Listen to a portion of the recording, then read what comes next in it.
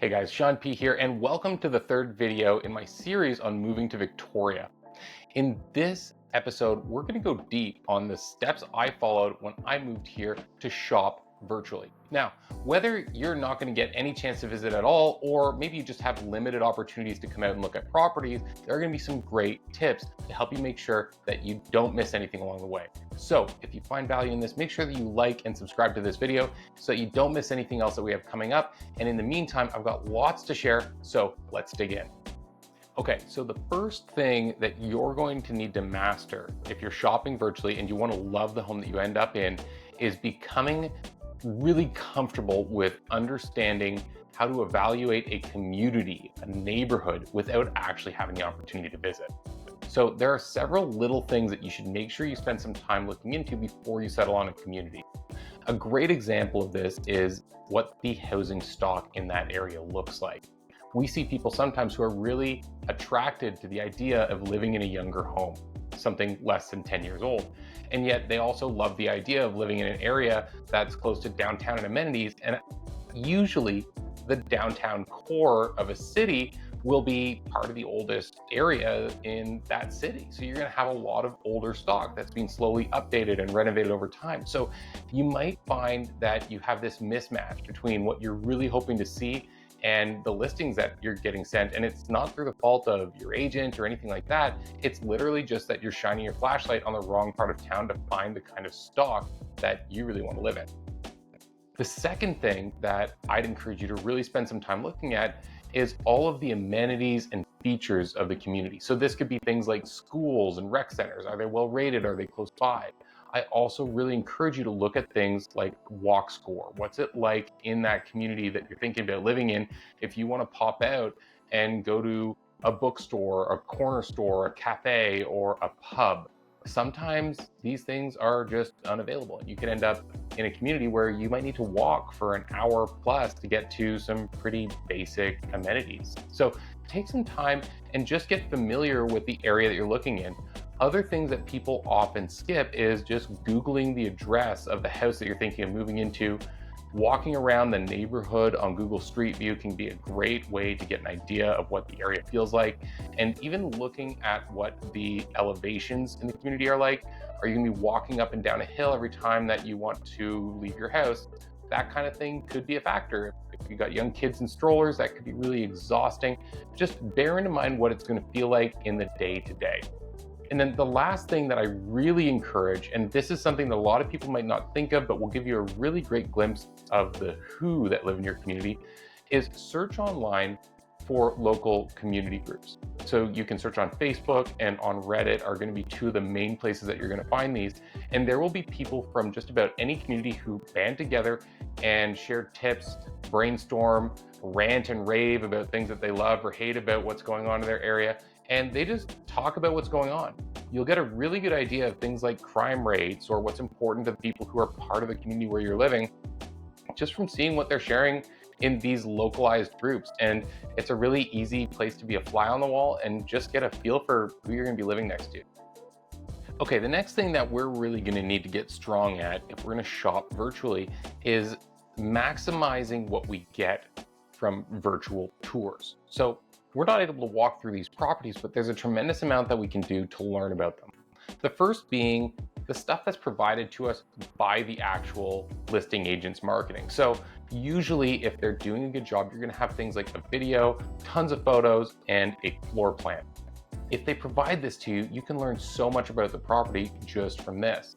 I highly recommend spending a lot of time digging through all this and trying to create a visual in your mind of not just property, but how you would use it, what rooms you'd set up, how, and where your furniture would go.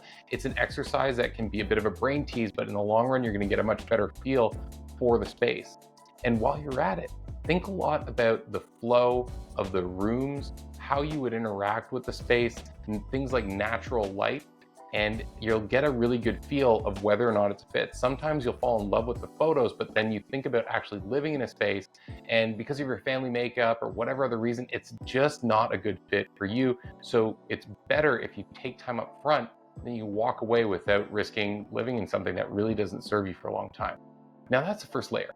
But there's a second layer, which is interacting with your agent and the property. And this can make a tremendous difference because all of those marketing materials are created to sell the place. So they're going to show everything in its best light. They're going to avoid highlighting things that aren't really of a benefit to marketing and selling the property. And so there's stuff that's just going to get left out. Sending your agent to the property to, ideally if there's cell phone service, do a live video walkthrough with you, or in lieu of that, at the very least, having your agent take a video of the interior of the property and send it back to you.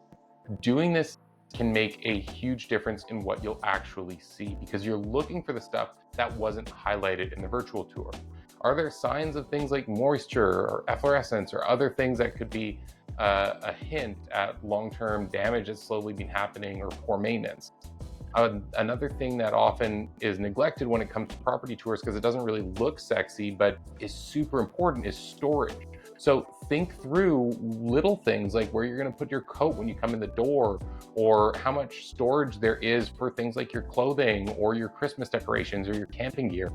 Taking time in advance to suss this out and spending the energy with your agent to send some videos back and forth and really question things and zoom in will be the difference between you getting the highlight reel and all the other stuff that you really want to know about the property before you go forward with things like inspections. You think you found a property you like and you're now thinking of making an offer. One of the most important things you can do is take some time while you're going through this process to create a system for how you rank properties against each other and store all the information that you're gathering on each of them. I recommend using some kind of spreadsheet, maybe with a pros and cons style approach, to just make sure that you take all the factors that are important to you into account, because you're not walking through these personally. Sometimes the lines can get a little bit blurred. You're also going to have all kinds of stuff that's being emailed or texted. So when you have these things coming to you, I highly recommend, especially if just for the properties that you're seriously considering, I highly recommend creating some kind of organizational system on Google Drive or Dropbox so you can keep everything for each property in one place. Having a folder for each property that you're thinking about making an offer on is a great way to just give you an easy place to drop stuff, and then you won't be searching for it down the road. Now, when it comes to pricing research, the good news is this is going to be mostly the same, because in real estate, we're always looking at historical data to give us an idea of what things are worth, and we can't walk through historical sales. So it's all going to be online anyways. You're good to go. But where I do highly recommend considering actually maybe going outside of the world of virtual reality is at the home inspection. If there's any way you can swing it, once you've negotiated on the property and you feel confident, buy a plane ticket or do whatever you can to get to the property. Walking through it in advance is going to give you the opportunity to just make sure it feels right. The little things like the smell of the place, the fit and finish, the way the doorknobs feel, is everything tight and snug or is everything a little loose and wonky? It can make a really, really big impression on how you feel in a space. So don't be surprised at the last minute. If this isn't possible, make sure that you save plenty of time to have an in-depth conversation with the home inspector and your realtor, and you ask the kind of questions that you wouldn't need to ask if you were there in person. And I think the smell thing is a perfect example to lay that out. Finally, just make sure that the people you're working with to facilitate the closing, like your lender, your lawyers, and anyone else who's involved in finalizing the trade, insurance, and all that, they know that you're shopping virtually and you're not going to be able to pop by or fix something in person at the last minute. There's lots of people who specialize in real estate that are well accustomed to this, and you'll have no trouble finding someone. However, if you don't mention it to them in advance, it could turn into a last minute hiccup. So just make sure you get that conversation out of the way. All right, so I thought a nice place to wrap this video up would be if I gave you an overview of what a typical shopping process would look like if you weren't able to come here at all. So imagining that you needed to close and move into your home and you, for whatever reason, weren't able to visit. Now, I bought during COVID, and so I was in this exact position where I just couldn't actually physically come out here. And so I'll give you an overview of what I do for my clients when they're in the same situation that I'm in. So first of all, we start with a short phone call. This is typically 15 to 25 minutes. We get introduced. I learn a little bit about your goals, your priorities, and if you've already done some research that's pointing you towards a certain type of property or you have some ideas you'd like to share, we can suss all that out.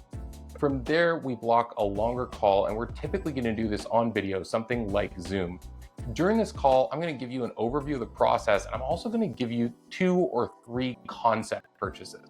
So I'll show you what it would look like if you bought this kind of house in this area, or what life might be like if you chose a different house in area number B. So doing this gives me a really great opportunity to get feedback from you, and it also gives you a bit of an overview of what you might be able to see taking place for yourself in a few of the different areas that would be best suited to you. From there, we get into shopping. Now, if you're ready to go and it's time to actually start writing offers, I'll be going to properties personally. I'll be taking videos of the interiors and sending them to you, or alternatively, if we're able to with cell phone service, we'll do like a live call on FaceTime or something like that. If you're not quite ready, usually what would happen is we'd have a bit of an incubation period where we'd be sending listings back and forth. We'd have a portal where we were sharing comments and brainstorming what might be possible. And we'd wait until you were in the window of usually about 3 months before you want to actually close that we'd start to shop. Once we've found a property that we like, typically that's where we go into a lot of the research stuff that I talked about in the first half of this video. We're making sure that the street, the area, the neighborhood feels right. We're getting plugged into some of the local groups. We're doing research on pricing. We're looking at any information we could get from the listing agent to make sure that we're absolutely positive that this is the right property for you. And then we begin negotiations, which are essentially going to carry through almost exactly like normal.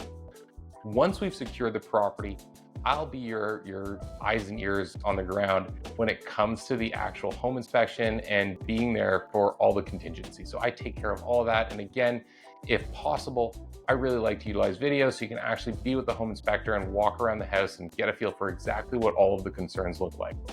Beyond that, if you've lined up a virtual closing with your partners, like your funding partner and your legal partners, there should be no hiccups along the way. And essentially you're walking into a house for the first time when you've got a key in your hand. So it's a really, really exciting and frankly beautiful process. Now, in the instance that maybe you had the opportunity to come out once or twice or 3 times, where would we layer these visits to be the most effective? The first thing that I'd really encourage is, if you're able to, if you haven't been to Victoria before, come out after that first Zoom call. So we've already talked about a few concept purchases, and let's go for a tour. Usually what I'll do is I'll block out at least a few hours and we'll get in the car. We'll just drive around and explore neighborhoods. We'll check out some of the local businesses and we'll walk through some properties. This gives you a great idea of some of the highlights of the areas that you're really considering. Beyond that, the second most important time to come out would be the home inspection. So you've already locked up a property. You're not flying out here to learn that it got picked up the night before by someone else. And you can actually be present in the home for a few hours while the inspector's poking around and just feel it, get comfortable with it, and then also have the home inspector deliver you their summary. Now, beyond that, there's lots of little moments where it'd be really nice to be able to open the door and go walk around. And so some people prioritize this and they actually fly out 3 or 4 times during the process of their search. And while this might sound like a lot, bear in mind, hopefully we're buying you a property that you're going to stay in for 3, 4, 5, 10, 20 years. And so if you're doing that, it's not a huge time investment. And when you weigh the value of one of these properties against the monetary cost of some airplane tickets, it's also really not that much of a stretch to consider it part of the investment. So if you do all this, you can move forward comfortably.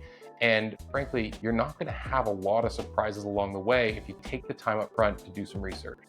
As always, I'm really grateful for the time that you took to watch this video. I hope that this brought you value. If you have questions on how this might pertain to your search, or if you have questions and would like to connect with me to brainstorm, I've left a link in the description that you can use to do that. As always, like and subscribe if you haven't already, and we'll see you on the next one. Thank you so much for watching.